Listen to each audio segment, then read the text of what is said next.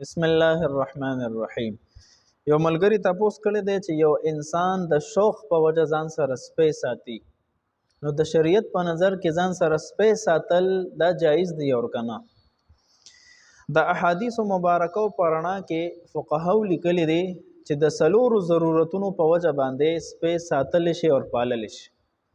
پاره کې اولنې ضرورت دا دی که یو انسان د شکار شوق کوي، شکاری وي، یو سپی د شکار د پاره ټریننګ او تربیت ورکړي، نو د شکار د پاره سپی ساتل د شریعت په نظر کې دا جایز دی. دویم چې یو انسان فصل کرلی وي، د فصل او د پټي د حفاظت د پاره د سپی ساتلی وي، نو دا هم جایز دی.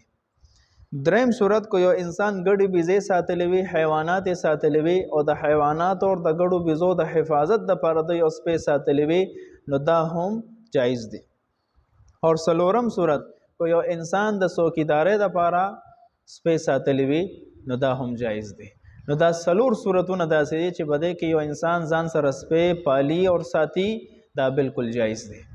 د دې سلور صورتونو نه علاوه کو یو انسان شوق په وجه باندې او سپی ځان سره ساتي، اسه د شان شوکت په وجه باندې د تدا یو قسم خکار ښکاری، نو د شریعت په نظر کې د شوق د پاره سپی ساتل دا ناجایز دی او ګناه ده او حرام دی.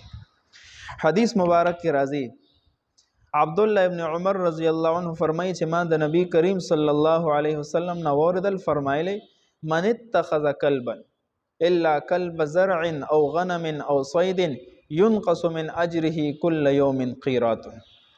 چې نبی کریم صلی الله علیه وسلم او فرمایل څوک چې سپی ساتي او هغه سپی د پټي د حفاظت د پاره هم نه دی، د ګډو بيزو د حفاظت د پاره هم نه دی، د کشان د شکار د پاره هم نه دی، شوقي طور سره سپی ساتلی وي، ينقص من اجره كل يوم قيراط، نو د عمل نامې نه او د اجر نه هر ورځ د یو قیرات برابر اجر او ثواب دا بالکل کمولی شي.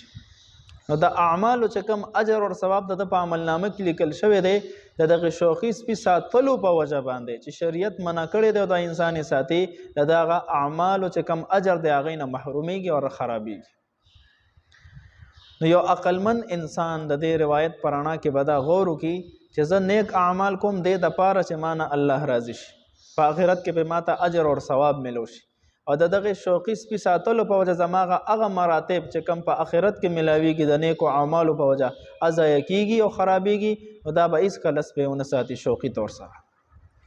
بل حدیث مبارک کې راځي، نبی کریم صلی الله علیه وسلم فرمایلی دی لا تدخل الملائکه بیتا فيه کلب او تصاویر. د رحمت فرشته هغه کور ته نه داخليږي په کم کور کې چې سپی وي یا تصویران وي. نو کم کور کې چې شوقیانه طور سره سپی ساتلی وي، د رحمت فرشته هم الته نه داخليږي. او د دې دا مطلب نشو چې د عذاب فرشته هم نشي داخلي، د عذاب فرشته د مرګ فرشته راتلی شي. د رحمت فرشته چې کم په رحمت تقسیمولو باندې مقرر شوی دي، دغه فرشته د رحمت د کور ته ناراضي. بده وجنا کو دغه سلور ضرورتونو کې یو ضرورت وي، نو بالکل ساتل جایز دی. کو دغه ضرورت نه، نو د سپي ساتل په کور کې یا په حجره کې شرعاً دا ناجایز دی او حرام دی. السلام.